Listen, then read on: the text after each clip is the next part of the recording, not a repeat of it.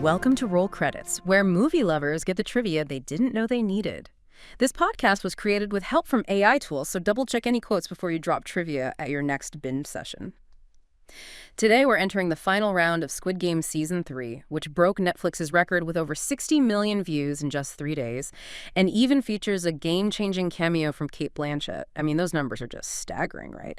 368.4 million hours viewed in 72 hours. That's a phenomenal reach for a final season. And if you've seen it, you know it really delivers. High stakes, brutal new games, and an ending that's, well, it's definitely thought-provoking, packed with controversial choices, moments that had everyone debating online, and yeah, that cameo. Absolutely. And what's really key here, I think, is how Season 3 wasn't just about ending the story. It was very deliberately reflecting our current reality. Director Hwang Han-nak, he explicitly said he felt the world had gotten even worse since the first season, with deepening economic inequality, more conflict, stuff like that. Right. So the ending, it was really designed to hammer home those pretty bleak themes. Right. And today, we'll dive into how those real-world feelings shaped, the characters' final journeys, the games themselves, everything. Okay, let's definitely unpack all of that.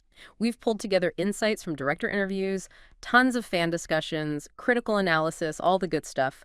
Our mission today is to really get under the skin of this finale, understand what happened, why it mattered, the creative choices, the controversies, and maybe some details you missed. So let's start maybe spoiler light. Just a quick recap. Season 3, Gi-hun, player 456, he's back in the games, his mission. It starts a bit vague after Season 2, right? But it becomes this, desperate attempt to either destroy the whole operation or at least help someone else get out. Yeah, his journey in Season 3 is, it's rough. He starts with this real sense of apathy, almost failure, sick of seeing people make bad choices. Hwang actually described it as a painful journey for someone average or maybe even below average like Gi-hun. And this season pushes him way past his limits. I mean, there are moments where he actually kills another player with his bare hands. It really shows how much faith he's lost in humanity, how brutalized he's become. He's not the same guy from Season 1 at all. It really sets a dark tone. And it wasn't just Gi-hun changing, right? The games themselves got an upgrade, if you can call it that. More deadly. Definitely more deadly. Hwang wanted the new games to have that same emotional gut punch as the marble game in Season 1. Ah, the marble game, yeah. So one of the big ones was this reimagined version of tag. But it wasn't kid stuff. It was a direct killer-be-killed battle. Just tag to the death. Pretty much. You had to eliminate others to survive. Hwang wanted that direct killing element to really ramp up the tension, make it raw. He literally said he wanted a game where you just kill. Intense. How do you even come up with ways to twist innocent kids' games into something so horrifying while still keeping it, playable within the story? Well, that was a real challenge for him. He actually rejected a bunch of well-known Korean games. Oh, really? Like what? Why did you come to my house? Yeah. It just didn't have enough tension for life or death stakes. Makes sense. And another one, Open the Dong Daemon Gate, he felt was too random. It wouldn't allow for the kind of strategic thinking or moral choices he wanted the characters to face. Right, had to serve the story. Exactly. Each game was carefully designed to push the characters, reveal their flaws, their strengths, and drive the narrative forward. It wasn't just about random violence. And speaking of unexpected elements, a newborn baby ends up in the games. Yeah. Born during the competition, eventually replaces player 222, Junhee, and then the baby wins. Driven by Gi-hun's sacrifice? That's a lot. It is a lot. And symbolically, it's huge. The baby represents innocence, obviously, the next generation. Hwang specifically meant for the baby's win to be this tiny sliver of hope. Maybe this generation won't have to endure the games, even if the horrible system itself keeps going. A fragile hope. Very fragile. It underscores that idea of generational debt, the impact these broken systems have on kids. The baby surviving is poignant, but it doesn't fix the underlying problem, does it? No, definitely not. Okay, let's shift gears into the stuff that really got people arguing, the controversial moments. First up, and this was massive online, Janam Jae, player 149, killing her own son, Young Sek, player 007. Oh, yeah. That one exploded. People were so divided. How could she do it? She went into the games for him. Exactly. That was one side. Total betrayal of her character's motivation. Yeah. But then others defended her. No. They argued it was a kind of twisted moral act, preventing her son from living with the guilt of killing an innocent mother and baby, especially since that baby was his intended target. A mercy killing, almost, but of her own son. It's incredibly dark. Even the VIPs who watch people die for sport were shocked. Yeah. One of them asks, for a woman she just met. It highlights how counterintuitive it felt. So what was the director actually going for there? Did Hwang explain it? He did. He said he intentionally designed it precisely to subvert expectations. Everyone expects a mother to sacrifice herself for her son. He wanted to flip that, present this huge moral dilemma where maybe the right choice isn't the obvious one. And her suicide afterwards. That, he said, reflected the intense and extreme trauma of making such a choice.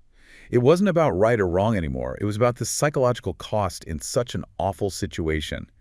There was no winning for her. Chilling. So it wasn't about her being a bad mother, in his view. Not necessarily. It was more about how extreme pressure shapes morality. Gi had watched her son, Young Sik, become increasingly selfish, ruthless. Right. He was targeting the weakest player. Exactly. Targeting the new mother and child. So her choice, agonizing as it was, may be aligned with a moral compass that prioritized protecting innocence over enabling her son's destructive path. Wow. A really tough interpretation. It's meant to be. It forces you to question what morality even means when the stakes are that high. Okay, and then the other huge moral moment, Gi-hun's finale. Sacrificing himself so the baby wins. On one level, it feels redemptive, right? Proving the front man wrong about humanity being inherently selfish. It definitely has that layer. Yeah. Hwang called it a restoration of Gi-hun's humanity and conscience. A moment that forces him to question everything. And there's a message there. A big one. Hwang stressed that Gi-hun's sacrifice says, look, if we only chase immediate self-interest, if we never practice self-restraint or sacrifice, then we have no future. Gi-hun, the guy who went through hell and jumped back in, he had to be the one to deliver that message about connection, about selflessness. Was that planned all along? Interestingly, it was foreshadowed back in Season 2. Player 044 apparently prophesied his sacrifice being linked to Joo-hee and her baby. Oh, I missed that detail. Yeah, subtle, but it was there. So while the system might grind on, Gi-hun's final act stands as this powerful, tragic statement about human dignity. Let's pull back the curtain a bit, get into some behind-the-scenes stuff. I heard Season 3 nearly had a totally different, much happier ending. That's absolutely true. Wang's initial idea was quite different. What was it? He thought Gi-hun might return to the game, maybe succeed in destroying it or helping people escape, and then go see his daughter in the U.S., find some peace. That sounds nice, actually. Why change it? As he got deeper into writing, he felt it wouldn't be true to the world he was seeing around him. He said Gi-hun's journey had to end here, meaning with his death, to reflect the sense that things were getting worse, not better. Wow. He felt portraying the bleaker reality where problems seem endless was more important, more honest. So that darker moral conclusion became totally central to the show's message. Speaking of reflecting reality, the VIPs, those awful masked billionaires gambling on lives, they got even more involved in Season 3, didn't they? They did. Took off their animal masks, put on guard masks, and actually started eliminating contestants themselves. A real escalation. Chilling. Were they based on anyone? Well, this is fascinating. Hwang himself confirmed they kind of resemble figures like Elon Musk. He actually said that. Yep.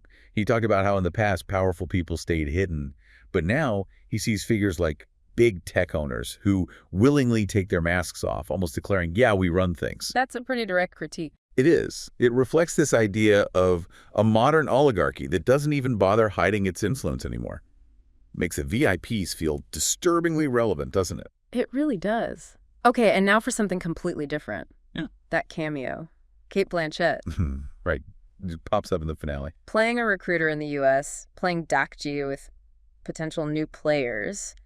What was the story behind getting her? It was very intentional. Hwang wanted a female recruiter in the U.S. to contrast with Dong-yu's male recruiter in Korea, to flip the script, as he put it. And why Blanchett specifically? He chose her for her unmatched charisma, her ability to just dominate the screen instantly. He knew she could make a huge impact with very little screen time. And she nailed it. I heard a fun bit of trivia about the Dakji scene. Oh yeah, this is great. That smooth, confident flip of the Dakji tile you see her do. Yeah. She did on the very first try in the take they used. Just nailed it. Effortless cool. That's amazing. Of course she did. So that U.S. scene, Yeah. It fueled tons of speculation, right? American remake, a sequel set there. Naturally. But Hwang poured a bit of cold water on direct sequel talk, especially about Gi-hun. He said he'd already conveyed all the messages he wanted to with that main story. So no season 4 focused on Gi-hoon. Seems unlikely based on his comments, but he did leave the door open for spin-offs. Ah, okay. Like what? He suggested things like exploring the private lives of the masked workers, or maybe the backstory of the frontman and his relationship with Captain Park. Interesting. Expanding the universe. Exactly. More about the world of Squid Game than Gi-hoon's specific path. And you can't deny the impact of Season 3. Biggest Netflix launch ever. It really cemented Squid Game as this long-term global franchise, not just a one-hit wonder. Huge for Korean entertainment globally. And that wraps our final countdown through Squid Game Season 3. As we've seen, the creators deliberately crafted a dark, morally complex ending that definitely resonated globally and challenged viewers, didn't it? Made us confront tough questions about humanity, sacrifice, the systems we're caught in. Indeed. Yeah, Gi-hoon's tragic end, Gi-jo's impossible choice, the way the VIPs evolved. It all really hammers home Hwang's core message, I think. That even with noble efforts, sometimes the grim reality just persists. It reflects these deep societal problems that aren't easily fixed. Makes you think. It really does. It compels you to look at your own values, for sure. And for you, the listener, maybe consider this. In a world facing the kind of deepening inequality and conflict Hwang observed, what kind of sacrifice, personal or collective, do you think it actually takes to change the game, for real? What would allow the next generation, symbolized by that baby, to truly break free? Something to chew on. We hope this deep dive gave you some new angles, maybe sparked more curiosity about the layers in this massive show. Whether you're still debating that ending or shocked by the global reach, follow Roll Credits and share this with your fellow fans. We'll be back soon with more behind-the-hair scene stories, more movie magic, and maybe one last surprise. Stay curious.